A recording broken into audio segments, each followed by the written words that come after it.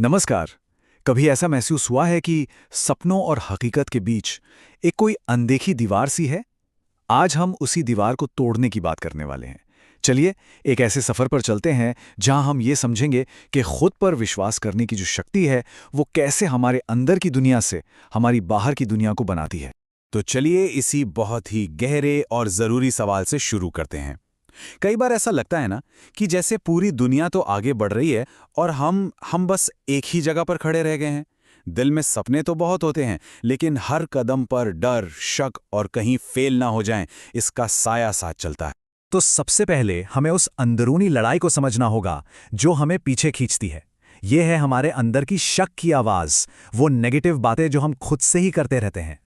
ये बातें जानी पहचानी सी लग रही हैं, है ना? अरे मुझसे नहीं होगा, मेरी तो किस्मत ही खराब है। अच्छा, ये सिर्फ शब्द नहीं है, पता है?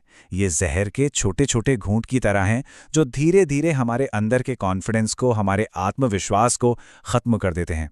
और फिर हम एक ऐसे चक्कर में फंस जाते हैं जहां कुछ करने से पहले ही हार मान लेते हैं। और देखिए, यहीं पर हम सबसे बड़ी गलती कर बैठते हैं। हम अक्सर बाहर की दुनिया में वजह ढूंढते हैं।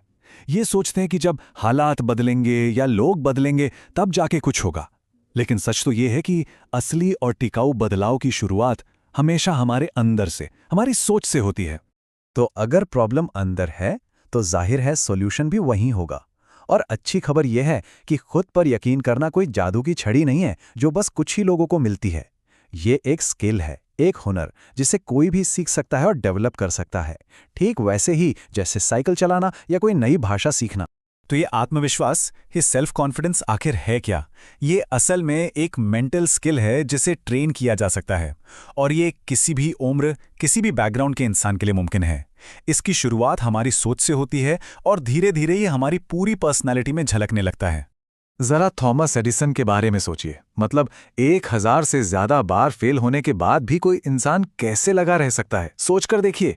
हर कोशिश के बाद लोग उन पर हंस रहे थे, उन्हें शायद पागल कह रहे थे, लेकिन एडिसन रुके नहीं। जानते हैं क्यों? सिर्फ एक वजह थी, उन्हें दुनिया के तानों से ज्यादा खुद पर यकीन था। बस यही सोच, यही नजरिया सब कुछ बदल देता है। उन्होंने ये नहीं माना कि वो फेल हो गए, उन्होंने माना कि उन्हें 1000 ऐसे तरीके मिल गए हैं जो काम नहीं करते हैं। ये मानसिकता ही है जो असफलता को एक पड़ाव बना देती है, मंजिल नहीं। जब खुद पर अटूट विश्वास होता है ना, तो हार भी सीखने का एक तरीका बन जाती है। और ये सिर्फ पुरानी कहानियों की बात नहीं है। आज के दौर में विराट कोहली को देखिए। क्या वो हमेशा से ऐसे ही थे? नहीं। अपने करियर की शुरुआत में वो ना तो सबसे फिट थे और ना ही सबसे डिसिप्लिन्ड, लेकिन उन्होंने अपने मन और शरीर दोनों को लगातार ट्रेन किया। आज जब वो मैदान पर उतरते हैं तो उनका आत्मविश्वास बोलता है, और ये आत्मविश्वास उन्होंने कमाया है, उन्हें विरासत में नहीं मिला। तो सवाल ये है कि ये विश्वास आता कहाँ से है, इसे बनाया कैसे जाए?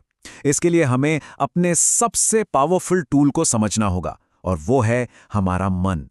चलिए अब जरा मन के काम करने के तरीके को समझते हैं और ये जानते हैं कि डर जैसी रुकावटों को पार करने के लिए इसकी छिपी हुई ताकत का इस्तेमाल कैसे किया जाए। हमारा जो सबकॉन्शियस माइंड है ना, अवचेतन मन, उसे एक उपजाऊ बगीचे की मिट्टी जैसा समझिए।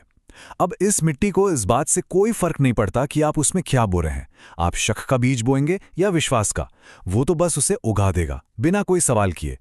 ये बिल्कुल चुपचाप बैकग्राउंड में हमारे विश्वासों, हमारी आदतों के हिसाब से हमारी पूरी जिंदगी की दिशा तय करता रहता है। डर और विश्वास में एक बहुत ही अजीब सी समानता है। दोनों ही हमसे किसी ऐसी चीज पर यकीन करने को कहते हैं जो अभी हुई नहीं है, जिसे हम देख नहीं सकते। फर्क सिर्फ इतना है कि डर हमें एक नेगेटिव नतीजा दिखाकर रोकता है और विश्वास हमें एक पॉजिटिव उम्मीद देकर उड़ने की हिम्मत देता है। और चुनना हमेशा हमारे हाथ में होता है। ओपरा विनफ्री की कहानी इस चुनाव का एक जीता जागता सबूत है। गरीबी, दुर्व्यवहार और अनगिनत मुश्किलों से भरा बचपन। उनके पास डरने के हजारों कारण थे, लेकिन उन्होंने डर के बजाय विश्वास को चुना। उन्होंने अपने अतीत को अपनी कहानी का अंत नहीं बनने दिया। ओपरा का ये पावरफुल स्टेटमेंट हमें यही सिखाता है कि कोई भी इंसान अपने चुनाव और अपने विश्वास के दम पर अपनी पहचान और अपना भविष्य फिर से लिख सकता है। उन्होंने अपने अतीत को खुद पर हावी नहीं होने दिया, बल्कि ये चुना कि उन्हें क्या बनना है। तो ठीक है, हमने प्रॉब्लम समझ ली, मन की ताकत को भी जान लिया। अब सबसे जरूरी सवाल, इस अंदरूनी विश्वास को बाहर की दुनिया की हकीकत में कैसे बदला जाए? चलिए अब विचार से लेकर वास्तविकता तक के सफर पर चलते हैं। हमारे विचार उन बीजों की तरह हैं जिन्हें हम अपनी जिंदगी के बगीचे में बोते हैं, और नियम बहुत सीधा सा है, जो बोएंगे वही काटेंगे। अगर पॉजिटिव विचारों के बीज बोएंगे तो एक खूबसूरत और कामयाब जिंदगी का बगीचा तैयार होगा, और अगर डर और शक के बीज बोएंगे तो सिर्फ कांटे ही उगेंगे। जिम कैरी की कहानी तो बिल्कुल फिल्मी लगती है, लेकिन है एकदम सच्ची। एक वक्त था जब वो बहुत स्ट्रगल कर रहे थे। तब उन्होंने खुद के नाम $10 मिलियन का एक चेक लिखा, जिस पर भविष्य की तारीख डाली। वो उसे हर रोज देखते थे और यकीन करते थे कि ये मुमकिन है, और सालों बाद उन्हें एक फिल्म के लिए ठीक उतनी ही रकम का चेक मिला। ये कोई इत्तेफाक नहीं था, उन्होंने अपने सबकॉन्शियस माइंड को सफलता के लिए प्रोग्राम कर लिया था।